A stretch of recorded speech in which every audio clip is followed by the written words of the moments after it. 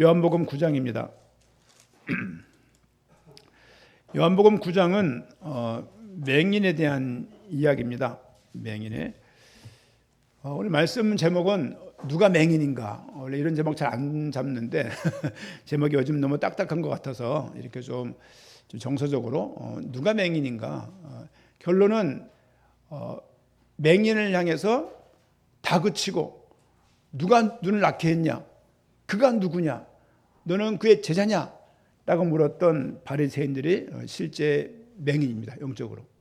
그러니까 전혀 사실은 맹인이 아니라 맹인은 예수를 그리스도라고 시인하게 되어지고 실제 주변에 있던 바리새인들은 예수님을 죽이려 했기 때문에 그 맹인을 다그치면서 결국 그들이 진짜 맹인이라는 사실을 볼 수가 있어요. 그렇죠? 원래 좀 정하려고 했던 제목은 뭐였냐면 오늘 제목은 누가 맹인인가 이렇게 말했지만 오늘 3절 4절 한번 본문을 보겠는데요. 요한복음 9장 3절 4절 말씀 같이 읽도록 하겠습니다. 예수께서 대답하시되 이 사람이나 그 부모의 죄로 인한 것이 아니라 그에게서 하나님이 하시는 일을 나타내고자 하심이라. 때가 아직 낮음에 나를 보내신 이의 일을 우리가 하여야 하리라. 밤이 오리니 그때는 아무도 일할 수 없느니라. 말씀 제목을 잡으려고 했던 것은 3절 말씀에 하나님이 하시는 일을 나타내고자 하십니다. 이게 제목을 삼고 싶었습니다. 하나님이 하시는 일, 하나님의 일이라는 그 문장이 요한복음에 간간히 나와요. 다른 성경 잘 안 나와요. 사도 요한은 하나님의 일, 하나님의 뜻 이걸 말할 때 뭘 생각했을까를 우리가 발견하는 것이 성경 본문을 또 이해할 수 있는 중요한 핵심이 아닐까 그런 생각합니다. 오늘은 보시면 알겠지만 맹인에 대한 이야기입니다. 그래서 1절부터 7절까지는 어떤 뭐랄까요? 7절 말씀 보니까 이르시되 실로암 못에 가서 씻으라 하시니 실로암은 번역하면 번염을 받았다는 뜻이라. 이에 가서 씻고 밝은 눈으로 왔더라. 사실은 하나님께서 이 땅에 예수 그리스도를 보내시고 예수 그리스도를 통해서 많은 이적들을 행합니다. 그건 표적이라고 말해요. 표적은 뭐냐면 특별한 마술이 아니라 이 사람이 하나님이라는 그 사인, 이 사람이 하나님이라는 어떤 그 액션이 그 표적이라는 단어를 쓰는 거예요. 이 내용도 그 중에 하나입니다. 오늘 실로암의 등장이에요. 얼마 전에 우리 38년 된 병자를 봤을 때 무슨 목가였죠? 연못가였죠? 베데스다. 그러니까 베데스다 목가에선 38년 된 병자. 그리고 오늘 맹인은 실로암 물가. 그렇죠? 신라면 찬양도 있지 않습니까? 뭐 어두운 밤에, 그렇죠? 캄캄한 밤에 하면서 우리 논성 훈련소에서 떼창하는 찬양 있지 않습니까? 그래서 예전에 우리가 어렸을 때 불렀던 찬양인데 그 본문이 오늘 이 본문입니다. 또 7절, 8절부터 34절까지가 본 내용인데요. 바리새인과 또 그 맹인 옆에 있던 많은 이웃 주민들과 맹인과 많은 논쟁을 해요. 논쟁하는 내용들이 34절까지 좀 나와 있습니다. 35절부터 마지막 절까지는 예수가 인자, 성경에서 인자라고 말할 때는 그리스도를 의미해요. 그냥 인자가 아니라 그냥 사람의 아들, 그냥 김씨의 아들 의미하는 게 아니라 성경에서 말하는 인자라는 표현은 하나님의 아들. 그러니까 세상을 이처럼 사랑하사 독생자를 주셨잖아요. 독생자를 의미하는 단어가 인자예요. 여기서 그 맹인이 예수님을 인자라고 고백하고 그를 그리스도라고 고백하는 그런 장면으로 본문 내용은 이렇게 정리하게 되게 됩니다. 또 9장 5절 말씀 보니까 내가 세상에 있는 동안에는 세상의 빛이다. 본인이 비친 것을 계속 각 장마다 본인을 정의를 해요. 나는 생명수다. 나는 생명의 떡이다. 오늘은 나는 세상의 빛이다. 이렇게 또 구색이 맞죠? 맹인과 세상의 빛. 그래서 맹인이 눈을 뜨게 되는 일들이죠. 뭐 작은 경험이지만 제가 몇 년 전에 눈 수술을 했어요. 몰랐어요. 그냥 어른들이 늘 실 깰 때 이렇게 막 바늘 깰 때 막 헤매시잖아요. 이렇게. 그때 제가 엄마 그것도 못 껴 늘 끼우고 그랬거든요. 오늘은 현사모가 껴달라는 거죠. 이게 끼려고 해서도 안 껴지는 거예요. 이게 눈이 이제 조금씩 노화가 되는구나. 그러고 있다가 책을 좀 보려고 해도 시야가 막 점점 좁아지는 것 같고 한 몇 시쯤 되면은 막 눈이 자꾸 눈물이 나고 눈이 피곤하고 신경을 쓰니까 머리가 아프고 막 그런저런 일도. 그리고 어떤 사역을 나가게 되면 성경을 읽는 자꾸 아래 거 읽고, 아래 거 읽다가 위에 거 읽고, 헛보고, 이런 게 너무 많은 거예요. 그리고 뭐 뭘 볼 때 자꾸 이렇게 근거를 조정을 해야 되니까 그렇고, 뭘 누가 딱 주면은 이렇게 눈을 떼야 되고, 뭐 등등등의 일들 다 이런 경험하지 않았습니까? 뭐 그런저런 불편함에 뭐 짧은 인생 사는데 뭐 신토불이 그래가지고 뭐 그냥 아버지 주신 거 그냥 보존한다 이런 개념보다는 저는 좀 실용적이기 때문에 어쨌든 AS 고치자, AS 살자라고 갔는데 한 달 반 뒤에 있는 거야. 그래서 빠른 날 없으니까 3일 뒤에 있다는 거야. 3일 뒤에 했어요.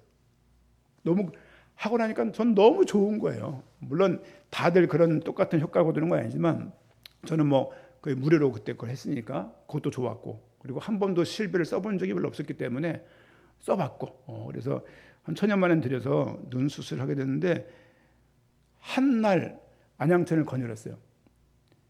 안양천에 그 조명이 많거든요. 그렇게 안양천이 이쁘더라고요. 그렇게 전 달이 항상 3-4개 봤기 때문에 4-5개 이렇게 명료하게 보인 적 한 번도 없어요. 근데 오래간만에 달을 명료하게 딱 보고 쭉 돌아다보는데 아직 빛번짐이 있기 때문에 더 이뻐 보이는 거야. 더 환상적으로 보여가지고, 그러다가 일주일 뒤인가 야간 운전을 해서 울산을 내려가 됐어요. 울산 내려간 거죠. 아주 휘황찬란했어요. 와, 그냥 그 울산까지 가는 그 400km 정도의 길거리가 얼마나 환상적이었는지. 그 위험한 건데 사실은. 그래서 가서 거기서 강의를 하고 온 기억도 나요. 어쨌든 몸이 1,000냥이면 눈이 900냥이라는 말이 이해가 가는 거예요. 근데 오늘 본문에 나와 있는 이 사람은 날 때부터 맹인이에요. 한 번도 본 적이 없는 거죠. 뭐 아시겠지만 우리가 성도님 중에서도 한 분이 눈 실명화 있잖아요. 이렇게 눈 실명해서 농내장으로 실명을 해서, 그렇지 않습니까? 또 어저께 제자 2명이 찾아와가지고 뭐 같이 늙어가는 제자들인데 이미 50에 막 아직 안 들어섰지만 같이 식사를 같이 하면서 뭐 농내장 끼가 있어갖고 약을 넣는다는 말을 듣고서 야 무슨 애들이라고 말했는데 애들이 아니라 50에 가까우는 거 어느새 보니까 시간이 많이 지났구나 생각하면서 그런 얘기를 잠깐 보인다는 게 많은 병이 있지 않습니까? 뭐 이렇게 뭐 녹내장, 황반변성 2개 다 실명되는 부인들이에요. 되게 녹내장은 안압이 올라가서 막 눈을 빼고 싶다는 말도 하고, 황반변성은 이 시야에 커먼 게 이렇게 중앙에 센터가 죽는 거죠. 시커멓게 이렇게. 그건 잘 안 보이는 거죠 이게. 뭐 등등등 뭐 라섹라시가 한다 하더라도 나이 먹게 되면 또 근시가 오거든, 난시가 오고 뭐 등등등 이유로 어쨌든 눈에 대한 이야기인데 사실은 단순하게 안 보인다 정도가 아니라 날 때부터 맹인된 사람을 예수님께서 길을 가다가 보신 거예요. 그렇죠?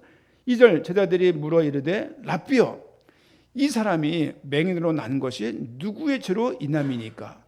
자기이니까 그의 부모 때문입니까? 라고 묻는 거예요. 이거 되게 오늘 좀 이따 봐야 될 말씀입니다. 왜냐하면 우리가 병을 앓고 어려움을 당할 때 죄 때문이냐 이런 물음하는 경우가 있어요. 왜냐하면 누가 아픕니까? 그럼 병원에 있는 모든 사람들 다 죄 때문입니까? 그럼 너도 아플 때 무슨 죄 때문이라고 말을 하겠습니까? 다한이가 아팠을 때 툭 드는 생각이 내가 무슨 죄 졌지? 이 생각 들었어요. 나한테 우환이 딱 오니까, 나한테 내가 해결할 수 없는 문제가 딱 들어닥치니까 하나님의 계획을 묻기 전에 본능적으로 내가 무슨 죄 졌지? 생각을 해보니까 너무 어려워서 11조를 떼먹었던 적이 있었어요. 그게 기억이 나는 거예요. 그래서 그걸 회개했었어요.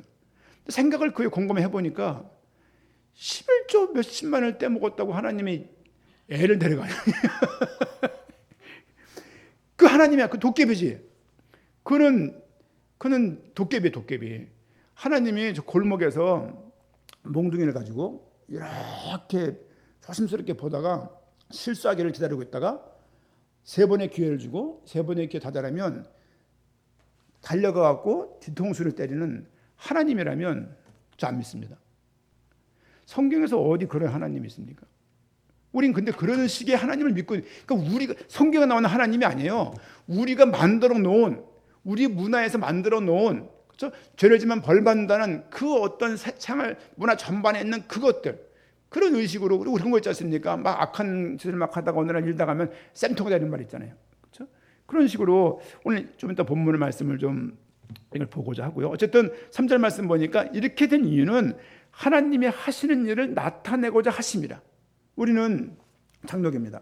우리는 개혁주의예요.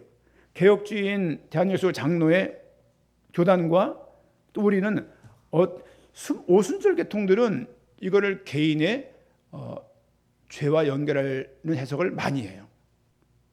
뭐 안에서 입에 빠져서 그런 거 있지 않습니까? 입에 빠지고 놀러 가는데 사고가 왔더라.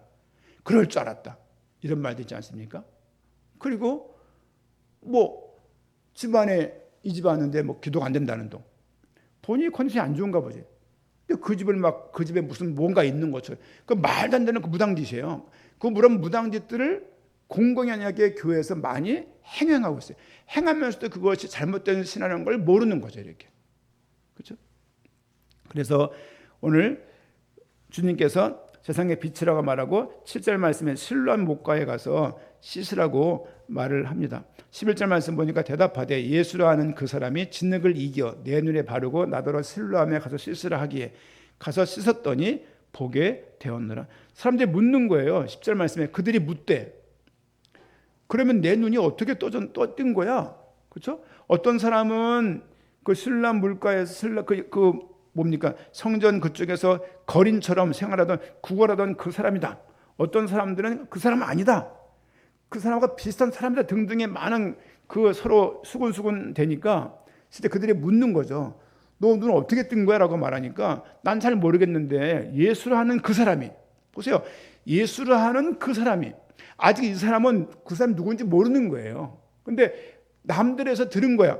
예수라는 그 사람이 진흙을 짓이겨가지고 눈에 바르고서 낫겠다는 것을 본인은 사실은 그분이 누군지를 못 본 거죠. 문맥상 보니까 12절 그들이 이르되 그가 어디 있느냐 이르되 알지 못합니다. 이렇게 말합니다. 13절 그들이 전에 맹인이었던 사람을 데리고 바리새인들에게 갔더라. 예수께서 진흙을 이겨 눈을 뜨게 하신 날은 안식일이라. 여러분 왜 자꾸 안식일 날 고치실까요? 이것도 제가 고민이에요. 아니 다른 날 많잖아. 왜 항상 안식일 날 고치시냔 말이에요. 이것도 뭔가가 의도된 거다라고 생각이 드는 거예요. 월요일 날, 화요일 날, 그렇죠? 근데 꼭 안식일 날 그것을 해서 굳이 자꾸 안식일을 어기는 모세를 대적하는 일들을 왜 앞장서서 하시냔 말이에요. 이것뿐입니까? 누구 안식일 날 고쳤죠? 38년 된 병자 베데스다 그 사람도 안식일이었어요. 또 누가 있었죠? 그리고 가늠한 여인을 굳이 그쵸? 못 본 척해도 될 건데 굳이 그 여인을 살리기도 하고 성전에 올라가서 공식적으로 외치면서 성전은 기도하는 집이라고 말을 하면서 모든 것들 이거 허물어버리라고 말하면서 신성모독을 하는 일들도 공공연히 있었어요.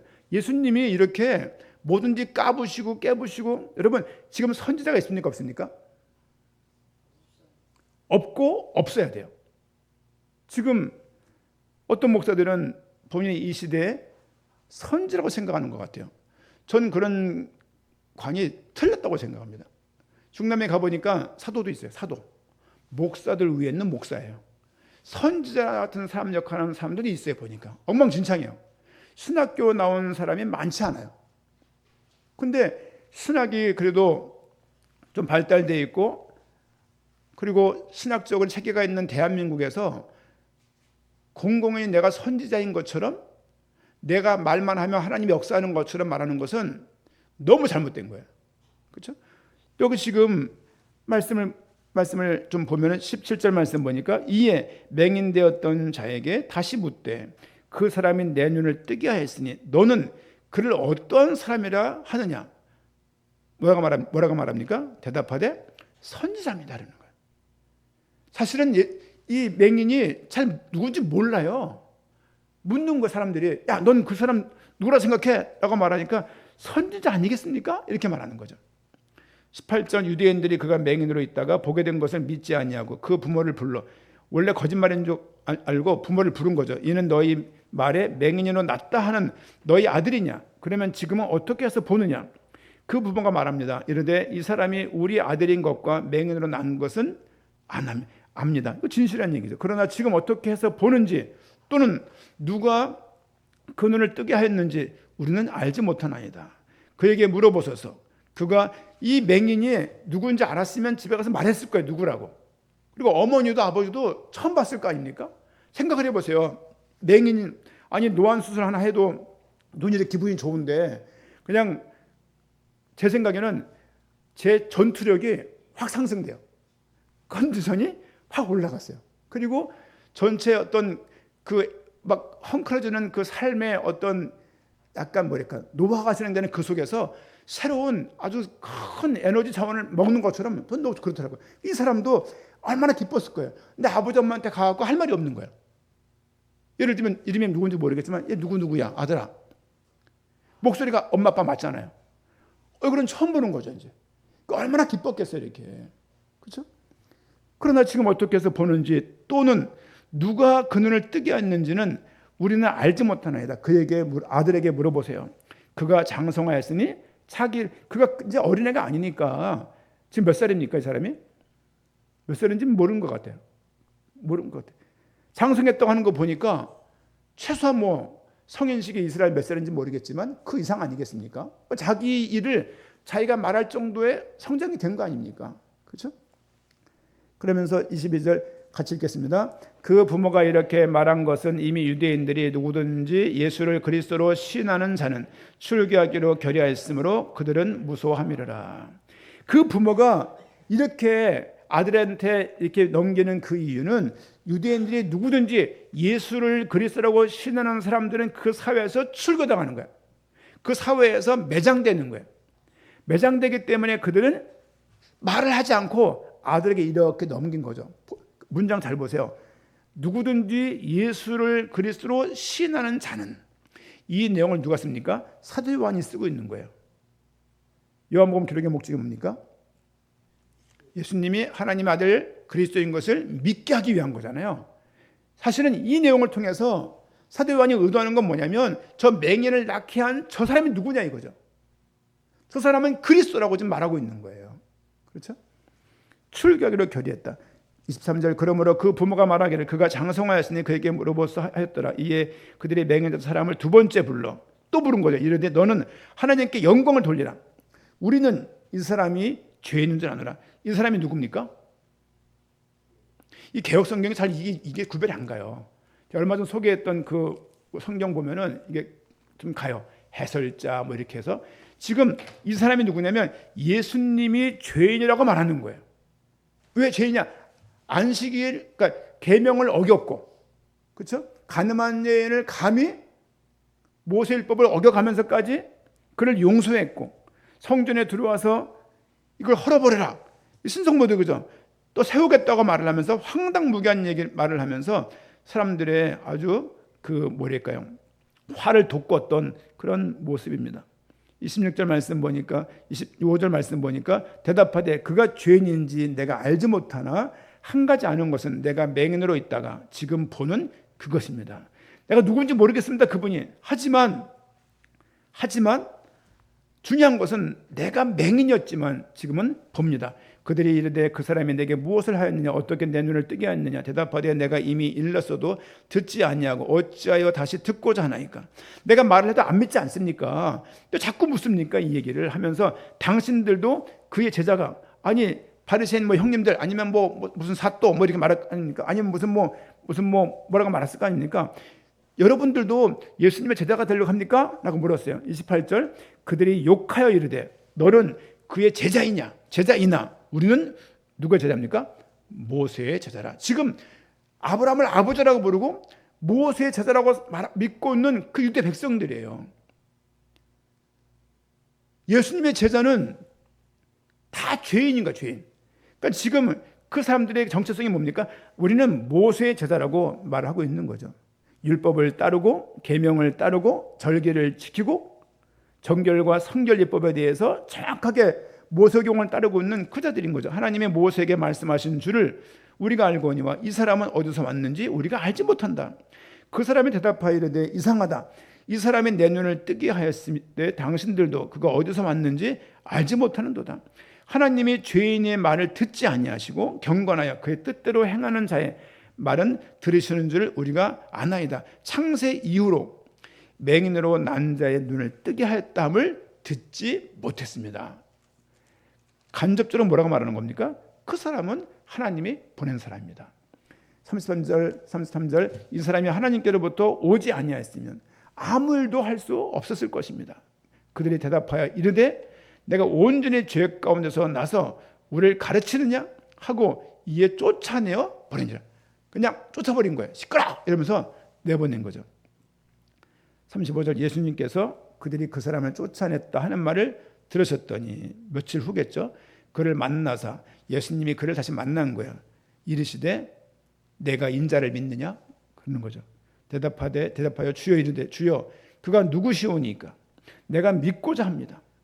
예수께서 이르시되 내가 그를 보았거니와 지금 너와 말하는 자가 내가 크다라고 말하는 거예요. 사마리아 여인과 대화는 똑같은 방법이에요. 내가 크다. 네가 기다리고 있는 그 메시아, 네가 기다리고 있는 그 인자가 나라고 지금 말하는 겁니다. 38절 이르되 주여 내가 믿나이다 하고 전하는지라. 예수께서 이르시되 내가 심판하러 세상에 왔으니 보지 못하는 자들은 보게 하고 보는 자들을 맹인이 되게 하려 함이라. 바리새인 중에 예수와 함께 했던 자들이 이 말씀을 듣고 이르되 우리도 맹인인가? 예수께서 말씀합니다. 너희가 맹인이 되었더라면 죄가 없으려니와 본다고 하니 너희 죄가 그대로 있느니라. 사실은 누가 맹인이냐 본문을 보게 되면 결국 성경을 잘 알고 율법을 잘 알았던 바리새인들이 맹인인 거예요. 여러분 생각을 잘 해보십시오. 이것만이 복음이라고 말하고 이것만이 다라고 말하고 이것이 진짜고 너희는 모르지라고 말하는 많은 사람들이 있어요. 그런 눈들은 어떤 걸 낳냐면 내가 믿는 걸 네가 못 믿기 때문에 너는 못 깨달았다고 보는 거예요. 예를 들면 결국은 이게 얼마나 위험한 말들인지 몰라요. 여러분들은 아이들을 키울 때 뭐 셋이 있든 둘이 있든 간에 뭐 한 애가 똑똑하고 나머지 애들이 평균적이야. 그럼 누구를 더 사랑합니까? 똑같지 않습니까? 그렇죠? 우리는 어떤 게 있냐면 주를 위해서 오늘도 어떤 분과 좀 통화를 했어요. 제가 아침에 글을 보내잖아요. 전화가 왔어요. 아이를 키우는 분이에요. 전화가 와가지고 목사님 안녕하세요. 오래간만이요. 이렇게 얘기하면서 전도 선교와 수단적 가치, 궁극적 가치가 아니란 말이 무슨 말이라고 묻는 거예요. 이제 얘기를 한참 하면서 그 얘기를 좀 말을 했어요. 하나님이 전도와 선교 어떤 특정한 성경에 있는 단어들을 목적 삼아서 최선을 다하면 하나님을 더 사랑하시냐? 그건 아니라는 거지. 그러면 자녀를 낳는데 한 아이가 우수하고 나머지 아이가 평범하다면 애가 넷이 있으니까 누가 더 이쁘냐? 다 이쁘죠. 그러는 거죠. 이제 그 집은 또 하나가 장애가 있어요. 또 이제 다 이쁘죠. 그러는 거예요. 그렇지 않냐? 하나님이 성경에 나와 있는 전도, 선교 이런 것들을 잘해서 그를 더 축복한다면 이거 얼마나 하나님이 균형적이지 않지 않냐? 너무 말이 밸런스가 안 맞지 않냐 이게? 잘하는 사람은 하나님 더 축복한다라면 처음 출발부터 이상하지 않냐? 우리가 아무것도 한 것이 없는데 하나님 구원해놓고 그 다음부터는 성적을 매겨가지고 성적순으로 하나님이 축복하신다고? 그럴 리가 없지 않냐? 우리가 만든 것이다 라고 말을 하면서 말을 쭉 했어요. 목사님 저 나왔어요. 아 그래? 그 얘기를 잠깐 이렇게 말을 했었습니다. 그런 것이죠.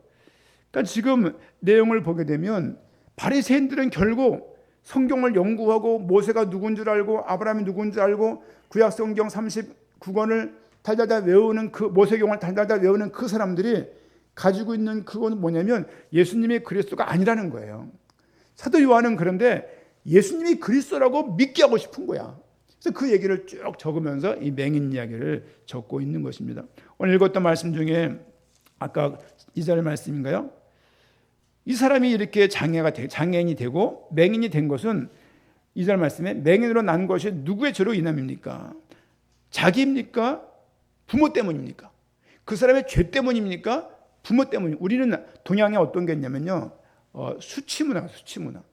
내가 잘못되고 뭐가 아프고 병이 들면 사람들은 모르지만 그 집에 뭔가가 있을 거야. 이런 게 있는 거죠. 이렇게. 우리가 이런 식으로 해서 복음을 빙자해서 너무 많은 사람들을 사실상 굉장히 위험에 처하게 했던 일들이 사실 너무 많습니다. 유대인 사회에서는 개인 또는 조상의 죄로 인해서 병이나 불행이 온다라고 생각한 거예요. 우리도 그랬었어요. 우리도. 사실은 인간보적 사고가 매우 강한 거예요. 이거는 성경에 없는 얘기예요. 날 때부터 맹인된 자는 죄의 결과로 간주된 거예요. 이 사람은 장애가 있는 것은 죄이냐 이렇게 해버리는 거죠. 그리고 사회적으로 낙인을 찍히고 사회에서 배제해버린 거예요. 그래서 결국은 그들은 사회에서 사회 구성원으로 살아갈 수가 없게 되는 거예요. 그런 문화 속에서 예수님의 이 말은 정면 또 그들과 부딪히는 거예요.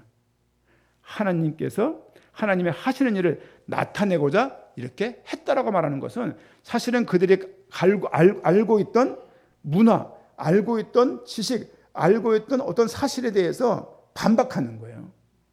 어려운 거 아니겠습니까 이게? 그렇죠? 선교사님들이 대한민국에 와서 이런 게 있었대요. 대한민국 조선 땅에 오니까 이상한 썩은 내가 많이 나더래요. 선교사들 보고 보면은 그게 뭐냐면 시신을 이렇게 뭡니까 그거? 이게 사람 많은 거 이렇게 멍석 같은 거 많아가지고 이렇게 두는 거야 여기저기다가. 왜? 날짜를 받은 거야. 그 날짜에 묻어야 되는 거야. 근데 그 냉동고도 없던 그 시절에 시신을 여기저기 이렇게 비치해놔가지고 시체가 썩는 냄새가 나는 거야. 선교사들이 이거를 개화시키는데 개몽이 안 되는 거야 이게. 그리고 성찬식 할 때 뭘 마십니까? 포도주 마시잖아요. 저것들은 피 마신다고. 조상들한테 절도 안 하고 피 마시는 아주 귀신 집단이라고 오해를 막 받았었거든요. 그러니까 이런 것들이 문화를 깬다는 것은요, 이거 어려운 거예요. 여러분, 초복, 중복, 말복 때 뭘 드십니까? 삼계탕. 나도 모르게 가잖아요. 동짓날은요. 전 동짓날 팥죽집에 가서 줄 서보기를 처음이었어요. 아니, 이건 문화야. 국가에서 광고하잖아요. 동짓날입니다. 각 전 국민들은 가까운 팥죽집에 가갖고 팥죽 드세요. 안 드시면 무슨 뭐 감옥 20일 벌금 이렇게 안 하잖아요. 안 하는데 자연스럽게 움직이는 거예요. 이게 문화야, 문화 이게. 한국 사람들 갖고 있는 문화가 이렇게 있잖아요. 바지런하고 싸납고 조급하고 무슨 동방예의지국이요. 예의는 하나도 없고 막 그런 나라거든요. 그러니까 그런 것처럼 이 다른 필리핀 같은 데 가보니까 모계 사회. 남자들이 애를 낳아놓고 다 떠나요. 그러면 엄마가 막 키우는 거야 이렇게. 그런 모계 사회예요. 캄보디아도 그렇고. 한국은 모계 사회가 돼가고 있지만 아직까지 아버지의 사회잖아요. 이게 다 다른 거야 이게. 그러니까 이해 못할 일들이. 그리고 우리는 막 이렇게 엉기고 애들 청소년들 보면 막 엉기고 막 그러거든요. 그 나라는 안 그래요. 나하고 너하고 적당한 거리가 필요한 거예요. 그러니까 애들이 순진한 애들이 한번 돌면 위험하잖아요. 그 사람이 많이 죽기도 해요. 이런 일들로. 그러니까 문화가라는 게 어려운 거. 지금 이 나라에 있던 그 문화, 죄는 죄 때문에 병이 생긴다. 우리도 마찬가지입니다. 노화가 되면 병이 생겨요. 식습관이 잘못됐으면 병이 생깁니다. 사고로 병이 생길 수 있어요. 낙상하거나 장애 생길 수 있잖아요. 그리고 각가지 유전적인 문제로, 유전적인 이유로 생길 수 있는 거 아닙니까? 생길 수 있는 거죠. 아니, 어머니, 아버지가 다 당뇨야. 둘 중에 한 번 당뇨셔. 그러면 자녀들이 특별한 관리 안 하면 탁 걸리는 거예요. 이번 주도 저희 그 장로님 보면서 너무 마르신 거야. 그래서 장로님 왜 이렇게 마르셨어요? 그게 괜찮아요 그러는데 가슴이 철렁하는 거야 이렇게.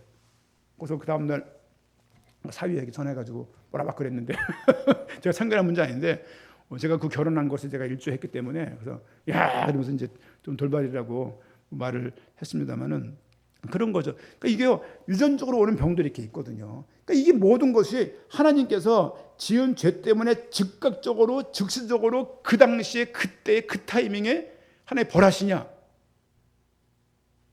난제 난제지만 즉각적으로 그것 때문에 병을 주시고 사고를 주신다고 믿게 되면 성경은 막 헝클어지는 거예요. 이게 여러분, 광야를 갔을 때 사람들이 믿음의 보고라고 불신앙 보고를 했을 때 많은 사람들이 불신앙을 동조했어요. 이렇게 그들이 60몇만 명이 1세대가 다 죽었어요. 같은 날 다 죽었게요. 40년간 가는 동안 한 명씩 죽었게요. 한 명씩 죽었겠죠. 근데 이유 없이 데려간 게 아니라 이 사람은 이런 병으로, 이 사람은 이런 사고로 때가 다 해가면서 다 데리고 갔거든요. 이렇게 40년 동안 이렇게. 그러니까 그걸 보게 되면 하나님의 즉각적으로 죄 졌기 때문에 그것 때문에 막 머리통을 깨신다면 그건 하나님이 아니에요.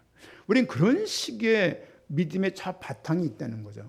이건 좀 조심해야 될 부분이에요. 그래서 오히려 아픈 사람을 향해서 치근한 마음을 가지고 자비로운 마음을 가지고 돌보는 게 맞는 것이지, 이 사람이 이럴 줄 알았어, 예배도 안 되고 그러더니만 그렇게 말을 뱉는 순간 그 사람도 그 문제에 걸리게 되는 거예요. 여러분, 이거 중요한 작은 것 같은데 성경의 단어를 가득히 안다 하더라도 믿는 방향이 약간 틀어지면 모든 단어가 다 이상해지는 거예요. 이게. 말은 복음이죠. 방향이 그렇지 않다니까요.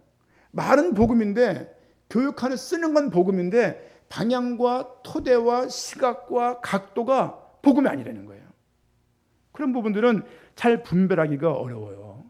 하는 말이 있지 않습니까? 우리가 복음이 아니야? 이런 말 하잖아요. 말은 복음이죠. 근데 실제 너는 말로 복음하고 그렇게 살아? 그 사냥을 묻는 게 아니라 방향이 틀리다고요. 방향이, 해석하는 방향이, 여러분 신천지가 성경 다른 거 봅니까? 그렇지 않아요. 통일교는 원리 강론은 따로 있지만 성경 다른 거 봅니까? 아니요. 여호와전 성경 다른 거 봅니까? 물론 신세계 번역 다른 걸 좀 보게 하지만 기본 성경을 바탕으로 하고 있는 거예요. 왜 같은 걸 보는데 다르게 이해하냐고요. 이거는 그 교단마다 갖고 있는 시각 때문인 거예요. 왜 신천지가 성경 도구인데 이단입니까? 성경을 다르게 해석하는 거예요. 단어를 똑같이 쓰는데 방향이 다르다고요. 방향이. 성경은 예수님께서 하나님의 아들 그리스도인 것을 믿게 하려고 기록된 책이에요. 어떤 책 제목이 뭡니까? 짜장면을 요리 잘하는 방법이라는 책이 있어요. 짜장면. 그거를 잘하는 요리책이 있어요. 1. 밀가루 반죽하는 방법. 2. 춘장 고르는 방법. 3. 양파 볶는 방법. 4. 야채 같은 거 써는 방법. 그리고 5. 조리하는 방법. 막 쫙 나왔어요. 앞에 밀가루를 반죽하는 방법을 왜 말한 거예요? 짜장면 만들려고. 결국은 밀가루를 말하고 있고 양파를 말하고 있지만 이 모든 내용들은 모아져 갖고 맨 마지막 결론은 짜장면을 잘 만드는 방법을 만들려고 쓰고 있는 거예요. 마찬가지예요. 성경도 그렇다는 거예요. 성경도. 근데 이거를 면은 면대로 꺼내가지고 이 책의 결론과 상관없이 면을 다른 용도로 쓰고 양파를 다른 해석하게 되면 원래 이 책을 기록했던 의도하고는 다른 거라고요. 로미오와 줄리엣도 저자의 의도가 있어요. 무기와 자립거라도 저자의 의도가 있잖아요. 영화 콰이어강의 다리랄지 돌아오지 않는 그런 많은 영화들을 보게 되면 그 모든 영화들도 노래, 시, 뮤지컬, 모든 오페라, 모든 것들이 노래, 시, 모든 것들이 저자의 의도가 들어가 있다고요. 그걸 통해서 전달하던 메시지가 있는 거예요. 마찬가지로 성경도 그렇다는 거예요. 근데 왜 이것과 상관없이 그렇게 많은 해석들을 하냐는 거예요. 이제 어디 전도가 목표냐는 얘기예요. 어디 선교가 목표냐고요. 제가 의도하고 제가 추구하는 마음은 복음으로 행복해지면 전도는 되는 거예요. 근데 이거 해야지 행복한 것처럼, 이거 해야지 축복을 받는 것처럼 이렇게 말하는 것 자체가 어긋난 거라고 말씀을 드리는 겁니다. 지금 계속 요한복음 20장 31절을 물고 늘어지는 이유가 그런 이유예요. 그런 이유. 왜냐하면 각 장 21장까지 내용에 쓰여져 있지만 사실은 각 장 내용들이 각 장 내용의 의미를 나타내고자 함이 아니고 그거 아십니까? 옴니버스 양식이라고요. 다 다른 건의 이야기인데 이것이 한 주제를 받들고 있는 거죠. 이렇게. 성경이 꼭 그렇습니다. 또 오늘 말씀드렸던 지금 이 질병이 이 사람 죄 때문입니까? 부모 죄 때문입니까? 정답은 뭡니까? 하나님이 하시는 일을 나타내고자 하기 위함이에요. 그래서 예를 들면 우리 지난번 왔다 갔던 우리 현수 형제, 그렇죠? 뭐 말을 좀 그러긴 그렇지만 어릴 때 많이 아팠어요. 아팠는데 그 어머니가 교사였는데 그걸 관두고 몇 년 동안 애를 돌본 거예요. 이렇게. 그렇게 저렇게 하다가 미국으로 아이를 이제 보내게 됐어요. 한국에 있으면 참 어려웠을 수 있어요. 근데 그때에 맞게 미국 쪽에 가서 또 좋은 치료 프로그램을 통해서 아이가 너무 잘 큰 거예요. 이제 너무 감사하지 않습니까? 근데 이런 모든 것들을 그냥 그 사람의 죄진 것 마냥 괄시하고 그렇게 막 눈치를 주고 비아냥거리고 비난하는 것 자체가 잘못됐다는 얘기죠. 제가 어렸을 때 제가 친한 형이 무당집 아들이었어요. 저기 수색동 4통 살 때 그 초가집이 이렇게 있었는데 그 느티나무 밑에 초가집에 불탄 거야 이게. 그런데 학교를 가는데 그게 불난 거죠. 이제 깜짝 놀라가지고 물어보니까 사람들이 그러는 거죠. 아이 저 무당 새끼들 저거 그러는 거예요. 이제 내 친한 형인데 초등학교 때 얼마나 울었는지 몰라요. 그 집 가서 떡을 엄청 먹었어요. 무당 구타가 준 떡 있잖아요. 떡 많이 얻어 먹어서 떡을 좋아하니까. 그런데 무당 새끼라고 말하면서 막 뭐라 그러는 거예요. 이제 그러니까 무당 새끼면은 무당의 자녀면 저렇게 저주받는 것이 마땅하냔 말이에요. 이게 오히려 하나님께 돌아올 수 있는 그 구원의 때가 언젠지를 보는 게 맞는 것이지. 동네 사람 다 비난하는 거예요. 무당이니까 이런 일이 벌어졌지라고 말을 하는 거죠. 따져보면요, 저도 무당 우상 숭배가 죄인 거 알고 무당은 심각한 영적인 어떤 상태라고 좀 봅니다. 하지만 그들 모두가 다 하나님 은혜가 필요한 사람들인데 이 사람은 구원받지 못할 영역에 있는 사람처럼, 그렇죠? 이 사람의 죄 때문에 폭삭 망할 것처럼 생각하는 경향성의 어떤 신앙의 기질들을 토대들을 좀 우리가 바꿔야 돼요. 바꿔야 됩니다. 그렇지 않으면 다 죽일 놈이야. 다 죽일 놈. 그거는 아니죠. 주님의 속성 자체가 자비하심이고 긍휼하심인데 자비하심이 뭡니까? 불쌍하게 보는 거야. 불쌍하게. 그런 마음들이 성경을 통해서 우리가 배워야 될 기본적인 마음인 거예요. 넌 교회 안 나오고 복음 모르니까 죽일 놈 이렇게 딱 규정해 버리게 되면은 그거는 우리 식의 신앙이라고 말씀을 계속 드리는 겁니다. 꼭 기억하십시오. 하나님께서 하나님의 일을 나타내기 위해서 이런 고난과 어려움들을 주실 수 있다. 예수님이 이 맹인은 그렇죠? 고통의 누가 잘못이 때문이 아니라 하나님의 주권 아래 계획된 뜻으로 해석함이 맞습니다. 이 질병은 존재 자체가 하나님의 능력과 하나님의 계획을 드러내기 위해서 있는 과정인 거예요. 가나안이 벌로 주신 것도 있지만 과정을 통해서 하나님께서 하나님을 알 수 있는 기회를 주신 거예요. 그렇죠? 그렇게 해석함이 성경을 바로 보는 관점이라고 저는 믿습니다. 고통은 삶을 살아가는 많은 문제들은 사실은 하나님께 우리에게 아픔일 수 있지만 하나님께 영광이 된다는 것을 잊지 마시고 오히려 궁극적으로 하나님을 향해서 하나님을 알 수 있는 기회가 되면 좋겠다는 생각들을 이렇게 할 수 있습니다. 몇 가지 더 생각을 좀 해보게 되면요, 인간론과 하나님의 주권 이런 주제, 인간은 뭘 죄가 있기 때문에 이런 결과에 다다르고 이런 거 아니에요. 이런 것보다는 하나님의 주권적인 믿음을 가지셔야 돼요. 그렇죠? 인간론이 아니, 고난과 죄의 관계가 인간론이 아니라 이 사람이 맹인으로 난 것은 자기 죄 때문인가 부모 때문인가 하나님께서 특별한 계획을 가지고 있다. 그렇게 보심이 맞습니다. 노화가 되면 당연히 아픈 생로병사 아닙니까?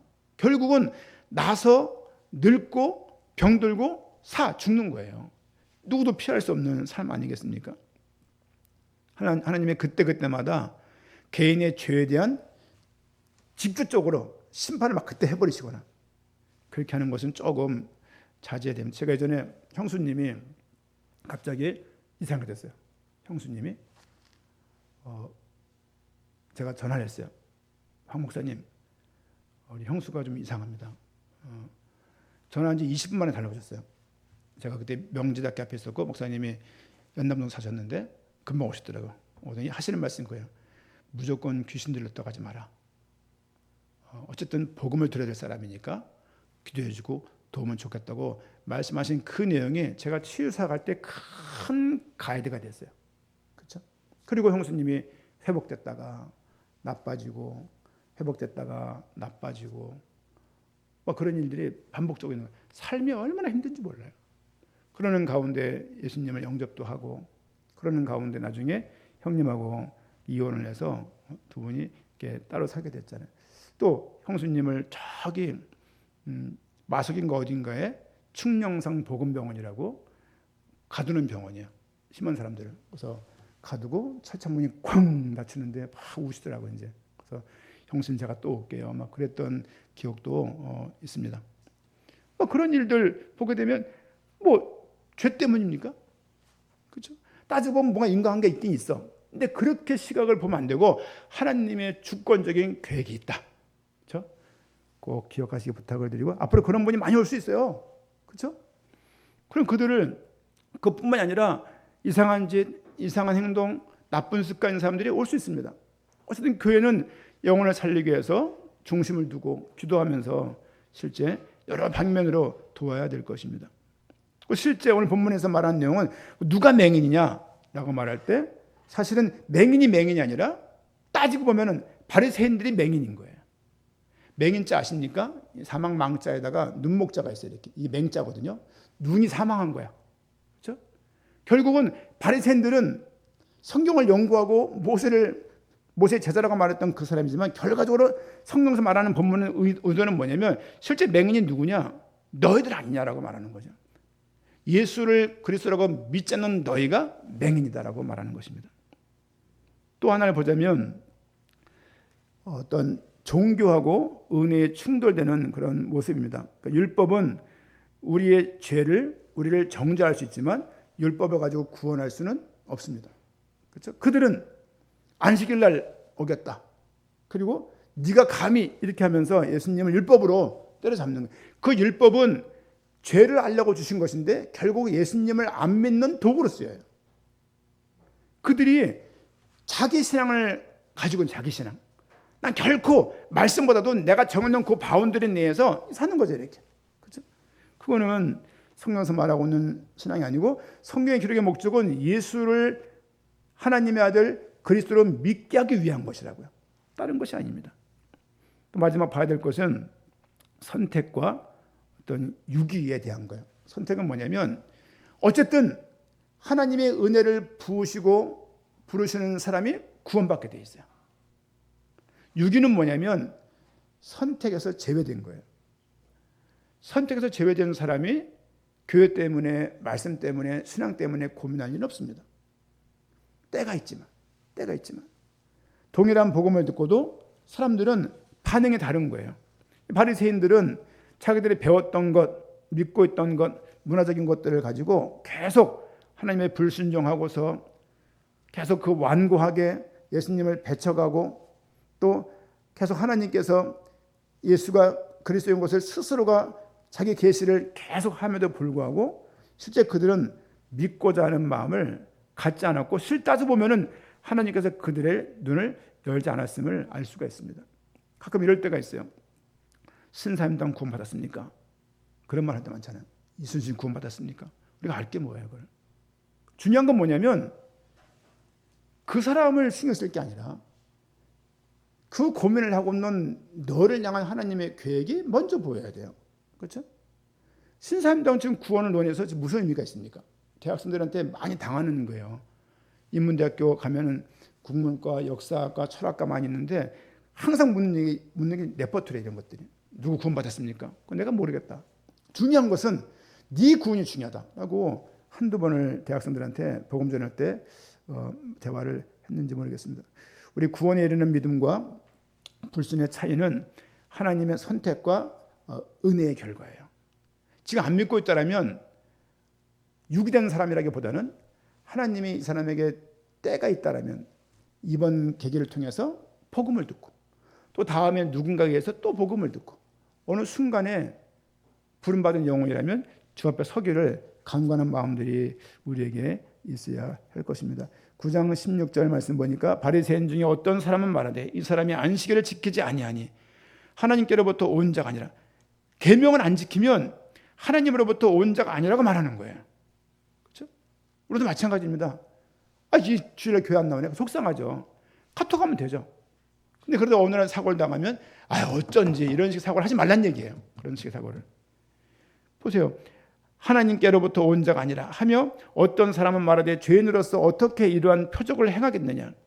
서로 갈등이 있는 거예요. 그렇죠? 그들 중에 분쟁이 있었더니 맹인은 그를 선지자라고 부르고 마지막 35절에서 41절 사이에서는 그가 인자인 것을 믿는 고백을 보고 있습니다. 맹인 또한 예수를 그리스도로 믿게 되었다가 9장의 요약입니다. 맹인도 결국은 예수를 그리스도라고 믿게 되었네. 하나님 아들 그리스도임을 인정하게 되었네. 그러나 바리새인들은 역시나 예수님을 귀신 들렸다고 그러고 미쳤다고 그러고 죽이려고 하는 일들이 점점점 커지고 있는 상황을 또 볼 수가 있습니다. 우리가 예수를 그리스도로 고백할 수 있다는 것은 은혜입니다. 그리고 고난이 왔을 때 잘 모르겠지만 하나님의 계획이 있다고 믿는 것이 은혜예요. 그렇죠? 우리 늘상 드리는 얘기지만 다한이 사건을 통해서 저는 생에 큰 걸 얻었어요. 생명이 하나님께 있다. 생명이. 그리고 당장 누가 죽어도 내가 죽어도 놀랄 일 없습니다. 왜냐하면 하나님이 계획이 있겠죠. 우리가 모르지만 최선을 다해서 회복을 위해서 애를 쓰지만 하나님이 허락하신 것이 거기까지라면 아멘할 수 있는 것이 맞는 것이죠. 왜? 하나님의 주권에 의해서 우리가 인도받기 때문입니다. 우리 또한 예수를 그리스도라고 믿고 하나님의 아들 그리스도를 믿는 믿음이 있기 부탁을 드리고 사도 요한은 9장에서 또 역시나 예수를 그리스도를 믿게 하기 위해서 맹인 이야기를 꺼냈고 맹인이 어떻게 되었는지를 우리에게 제공함으로써 참된 믿음을 우리에게 요구하고 있고 똑같이 주여 내가 믿나이다 이런 믿음이 우리 모두에게 있기를 부탁드리고 축원드립니다. 아멘.